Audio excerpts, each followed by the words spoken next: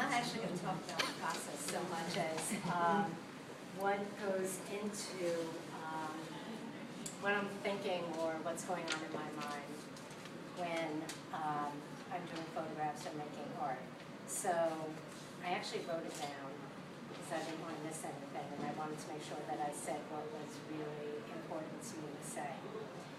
So every photograph and every painting and every drawing that I do starts from the same place. It starts from that small, nameless force inside that seeks connection to myself and to the world around me. It's an expression of my own individual way of seeing, as well as my way of processing and expressing those perceptions. I make art to create something out of nothing. I want what I create to say something, to mean something, and to make people feel something. But I wouldn't presume to tell you what to feel. That's because to me, both making art and viewing it are very personal experiences. Art making is not an act of doing, it's a way of being in the world, a way of filtering all those ordinary moments we all have, of being mindful about the little things, the way the light touches the top of the mountain when the sun is coming up, the scent of onions sizzling in a pan, the expression on the face of the person across from you, the sound of the ocean when you realize that it is breathing just like you are. I don't think you need to make art to get this. You just need to open to the experience. Both art making and viewing it are acts of deep listening, of deep feeling. I know that you get this, whether you're a doctor or a student or an electrician. We are all vulnerable. We all want to understand a little more about mystery. We want to touch it, we want to be it, we want to matter. Like life itself, even for me, the artwork is a bit of a mystery. When I pick up my camera and point it toward the water, all of my photographs are on water. I have no idea of what I'm looking for, but I know it when I see it. That's because my desire is to do something with my feelings, to rise above them, to transform them, to transcribe my own interior. I consider my camera, pen, and brush extensions of my hands, a translator of the everyday me, a way to evoke the idealized part of myself.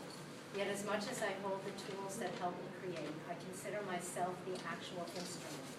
The photographs and paintings here rain into my heart and my hands from somewhere other than self, but I recognize myself more clearly when they arrive. I have this thing I do when I draw portraits sometimes, where I don't look down at the paper. I just gaze at the face and keep my hand moving. I have a similar feeling when I take pictures of water. I don't look with my eyes so much as with my heart. Photography and art remind me that water, like everything, is constantly changing. I could never take the same photograph or do the same painting or drawing exactly the same. The same as I can't make things be the way that I want them to be. Taking photos, drawing, and painting helps me to accept my lack of control more easily and allow me to trust that there's more to everything than meets the eye. It is a visual documentation of where I've been, the only way other than memory to hold on to something. So, if you have any questions, I'll answer them, but otherwise... Very good.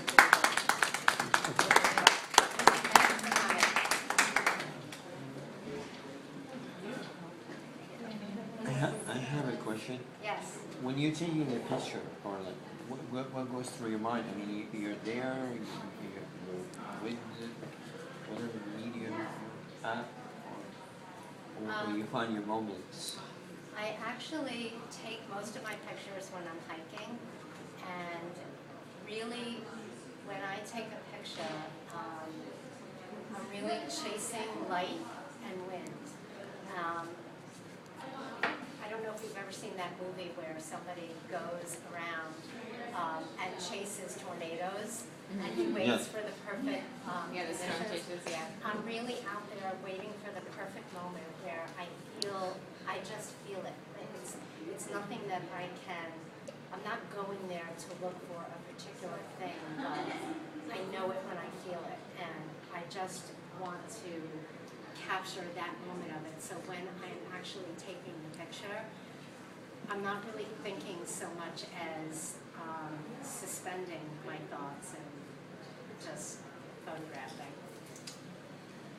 Are all your pictures of water? All of my photographs are of water. My drawings are primarily portraits, but all of my photographs are of water. What made you decide on that? Or it's just a sense? I think that I have a really strong attraction and connection to water, and I think that one thing I really love about it is that the way that the water looks is conditional upon all the other things around it. So when you see something in the water, a color or a shape, it's because it's been shaped by a tree or by the light or by the wind. And I'm really interested in the interplay of elements. When you take a straight photograph, or are you moving the camera as you take? I do both. You do Most of these that you see are straight photographs, but I do have something that I love to do, which isn't necessarily into water, but I do really like to blur the camera. And I was just telling somebody before, my husband was that's my husband, when we're driving, I'm often like out the window with taking a picture of things as they fly by. So I really love movement of Do you all do any kinds. Photoshop? Not at all. No. How long have you been a photographer for? I've been a photographer for a couple of years. I started out professionally as a journalist. I wrote for magazines, and kind of the older I got and the quieter I got, the more mindful that I got, the less I felt the need or desire to put everything into words, and the more that I felt the yearning to just put all of that stuff that you can't name anyway into visual art. Interesting. Has it been like the most satisfying artistic expression you've had, or? I think it works. I think I do portraits every day. I do portrait drawings, and I think it's like a mood. It depends on what mood I'm in, and depending on how the stars are aligned and how I'm feeling about whatever piece that comes out of it is how I feel, whether I'm fulfilled with it or not. Right. So, and a lot of times I'll do something and I won't really connect to it in the same way that I will when I'm looking back on it. Same as in life. Do you primarily shoot outdoors, or do you do staged water treatments? Like, do you put raw colors in water? Because I know you do paint and you sketch and whatnot. I've actually thought about doing that in winter. I thought about putting, like setting up a little still life around of water and throwing things into it. But the element of nature is so important to me. I take a lot of inspiration from nature, and I think that the unpredictable elements of wind and of light interest me more than anything that I could manufacture on my own, because then it's all more me. Yeah. So I'm kind of interested in what's outside of me too. So The colors, they're natural or you use filters?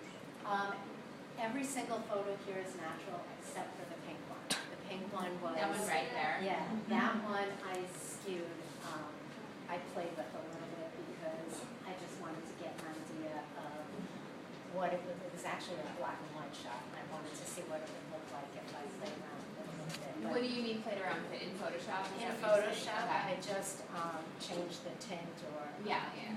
But I also have this thing about photography where so many people can put something into Photoshop and make it look amazing when it wasn't Yeah. necessarily the way it was shot in the first place. Right. So I try to keep what I do really pure and kind of pride myself for the most part on not changing what it was, because I think that there's just something about it that doesn't